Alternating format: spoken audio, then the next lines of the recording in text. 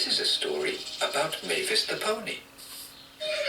Mavis the pony and the Sniffles, to be precise. Mavis lives in fluffy gardens. A wonderful place to live.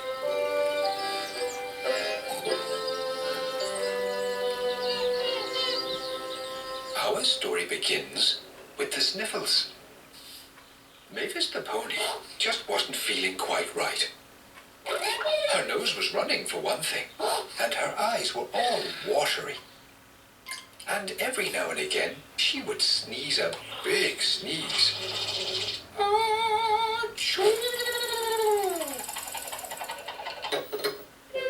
Yes, Mavis the pony had the sniffles. That morning, Wee Reg the puppy and the small green thing called to Mavis to see if she'd like to come out and play. "Oh, I'd love to," said Mavis, "but something is not quite right with my nose." Wee Reg couldn't quite make out what Mavis was saying. "Are you feeling okay?" he asked, a little concerned. "I don't think so," said Mavis. And then she sneezed.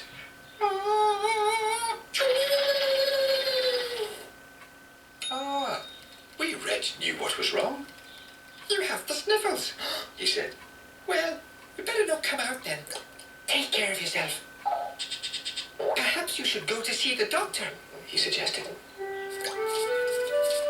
Wee Reg and the small green thing went on their way, and Mavis the pony stood in her kitchen, wondering what to do. She didn't feel very well at all. In fact, it was possible she was getting worse. But she didn't want to go to the doctor. She had never met him, and he might not be very nice. He might not be nice at all. Mavis began to worry.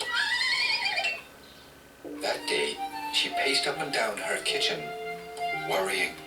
She worried about being sick. She worried about never getting better.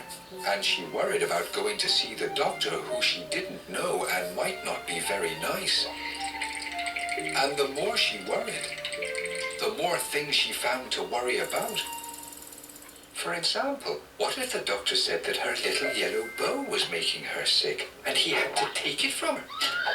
She loved that yellow bow and couldn't bear to be without it. What if the doctor said that her nose would never be better and she'd have to get a new one like Camille the crocodile's? What if the doctor told her she would make everyone else sick and she would have to move away to a small island where she would live all alone and have nothing to eat but coconuts? Not even a hay sandwich.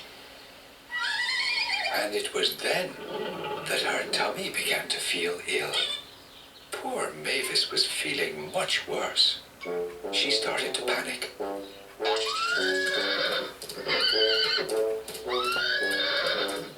Feeling there wasn't enough room to panic indoors, she decided to panic outside instead.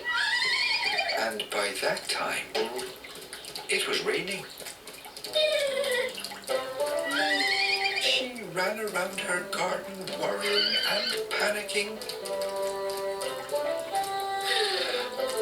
By the time she stopped, she was exhausted, feeling terrible, and was very wet. And that's when Wee Reg the puppy called at Mavis's house to see how she was feeling. He was shocked when he saw Mavis standing in her garden, wet and miserable.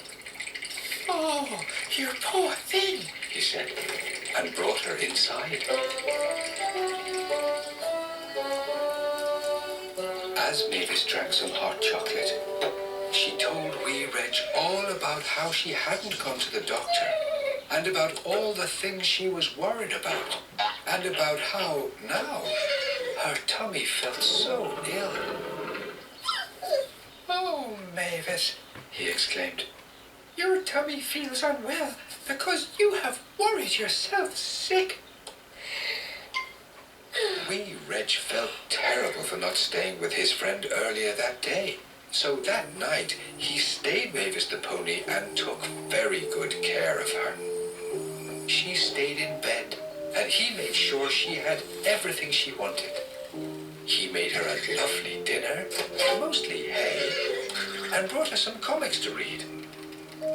And when it was time to sleep, he read her a lovely story about a pony princess.